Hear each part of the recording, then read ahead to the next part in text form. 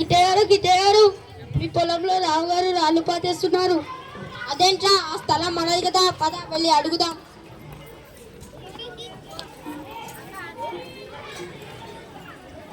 నమస్కారం అండి. నమస్కారం. రావు గారు ఈ జాగా మాదండి. ఎక్కడ నుండి మా ఆధీనంలో ఉంది. ఇక్కడ రాళ్ళు ఎలా పాతారు? రేయ్ ఏంట్రా, మా యొక్కడికి ఎదురొస్తావా? బతకాలని లేదా? ఈ ఊర్లో ఉండాలని లేదా? ఉండాలనుకుంటే నోరు మూసుకొని మా మాట విను, లేదా ఈ ఊళ్ళోనే కాదు ఈ భూమి మీద నీకు నూకలు చల్లిపోతాయి. మీరు ఉండండిరా, మనకి ఇంటికాడే కదా, అంత తెలివి తక్కువ పనులు చేయలే. చూడు కిట్టయ్య, వాటి మాటలేం పట్టించుకోకు. వట్టి మూర్ఖ పెదవాళ్ళు, వాళ్ళ మాటలకే గాని ఈ తలంపై మా అల్లుడు మోజుపడ్డాడు. మరి ఇవ్వకపోతే మాట చేయదు. అందుకు నేను ఇప్పుడు చెప్పొచ్చేది ఏంటంటే, ఈ తలాన్ని నాకు వదిలేసి చెరువు కింద తలంలో నీకు నచ్చినట్టుగా ఇల్లు కట్టుకో. ఎవరు అడ్డస్తారో చూద్దాం. అయ్యా అట్ట కాదయ్యా, నా కూతురు దాన్ని చిన్నప్పుడే ఇష్టపడ్డదని నా పొలాన్ని అమ్మి ఇస్తాను అనుకున్నాను. ఇప్పుడెలా?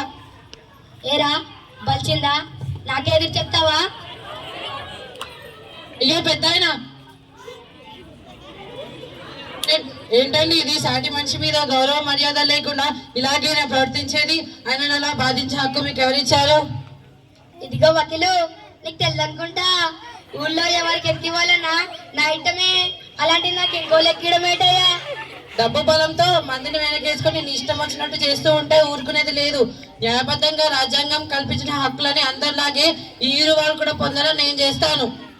అబ్బే, బాగా చదువుకున్నంత ఇదేరా ఇబ్బంది. ఒక పక్క అర్థం చేసుకునే వాళ్ళు లేరు. పైగా నీ పిచ్చి గాని నన్ను కాదని నీకు ఊళ్ళో ఎవరు సపోర్ట్ చెయ్యరు. ఎవరు సపోర్ట్ చేసినా చేయకపోయినా ఆధారాలు ఆయన వైపు ఉన్నందున రాజ్యాంగ పరంగా ఏర్పడిన వ్యవస్థలో ఆయనకు రక్షణ కల్పించి న్యాయం చేశారు. అయినా ఇలాంటివన్నీ నీలాంటి మూర్ఖులకు తెలియవులే. రాజ్యాంగం తెలుసుపోయి మేము కూడా చిన్నప్పుడు పల్లె చదువుకున్నాం. అందులో ఏముంటాయి? అందులో 4 ఆర్టికల్స్, ఫండమెంటల్ రైట్స్, డ్యూటీస్ ఉండే పుస్తకం అది, అంతే కదా. అదేదో మహాగ్రంథం అన్నట్టు అదని పట్టుకొని ఆయన ఎవర్రా? అంబేద్కర్. సెంటర్ విగ్రహాలు ఒకటి చూడలేకపోతున్నాం రా బాబు. ఏంటి రాజ్యాంగం అంటే ఒక పుస్తకమా సార్? ఎవరో ఒక వ్యక్తి తనకు తట్టిన ఆలోచనలను ఒక పుస్తకంలో రాయడం కాదు సార్. అసలు రాజ్యాంగం అంటే ఏమిటో తెలుసా? దాని వెనక ఎంతో మంది ఎన్నో సంవత్సరాల శ్రమ దాగుందో తెలుసా? ప్రతి స్టేట్ గవర్నమెంట్ ఏమేమి పనులు చేయాలి, ఎలక్షన్స్ ఎలా ఆర్గనైజ్ చేయాలి, మిలిటరీ పవర్ ఎవరి దగ్గర ఉండాలి, ఇలా దేశానికి సంబంధించిన బోలెడు విషయాలన్నీ అందులోనే ఉన్నాయి. ఇక్కడ రాజ్యాంగం గురించి తక్కువ చేసి మాట్లాడింది ఇద్దరి మధ్యలో నువ్వేం తాత? అరే, ఆయన స్వాతంత్రం కోసం పోరాడారా, మన ఊరు చివరని ఉంటాడు. నువ్వు ఆగు. ఈ రోజు మీకు స్వేచ్ఛ, స్వాతంత్రం అన్ని ఏ సినిమా లేకుండా పొందేసరికి వాటి విలువ బొత్తిగా తెలియకుండా పోయింది. వాటి విలువ తెలియాలంటే ఇప్పటికీ దేశంలో ప్రజలు ఏం తినాలి, ఎలా ఆలోచించాలి, ఎక్కడ ఉండాలి, ఎలాంటి బట్టలు వేసుకోవాలి, ఇలాంటి విషయాలన్నీ కంట్రోల్ చేసే నార్త్ కొరియా వంటి దేశాల గురించి తెలుసుకోవాలి. మనకు స్వతంత్రం వచ్చే సమయానికి రాజ్యాంగం అనేది ఈ దేశంలో నివసించే 35 కోట్ల జనాభా యొక్క కళ, 2 శతాబ్దాల వేదనకు నిరీక్షణ, 9 దశాబ్దాల ఆకాంక్ష, అణగారిన వర్గాల జీవనాడి.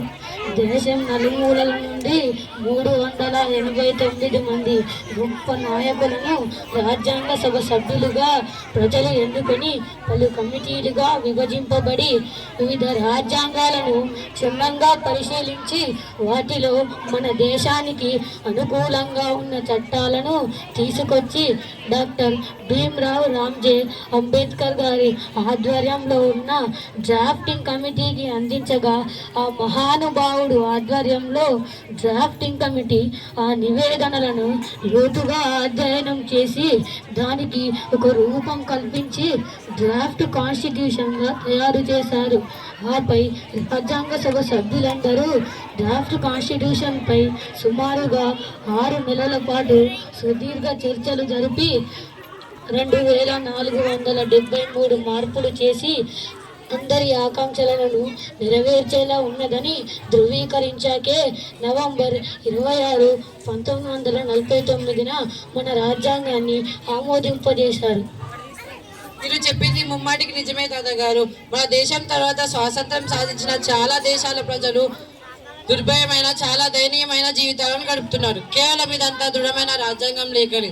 ఇన్ని కోట్ల జనాభా ఉండి ఇన్ని రకాల మతాలు, కులాలు, భాషలు, ఆచారాలు కలిగి ఉండి కూడా మన దేశం ఇంత కలిసిమెలిసి ఉండడం చూసి మొత్తం ప్రపంచమే ఆశ్చర్యపోయేలా ఈరోజు మన భారతదేశం ఇలా నిలబడగలిగింది.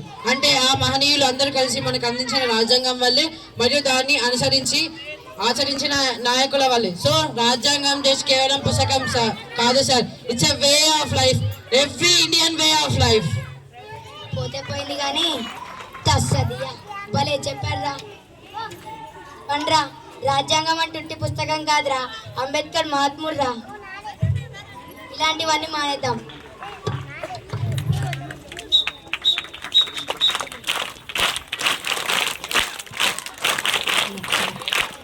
మరి రాజ్యాంగం అంటే ఒక పుస్తకం అన్నటువంటి భావన కొంతమందిలో ఉంది. మరి అటువంటి భావనను తొలగించడానికి రాజ్యాంగం ఒక పుస్తకం కాదు, కొన్ని చట్టాలు, అలాగే హక్కులు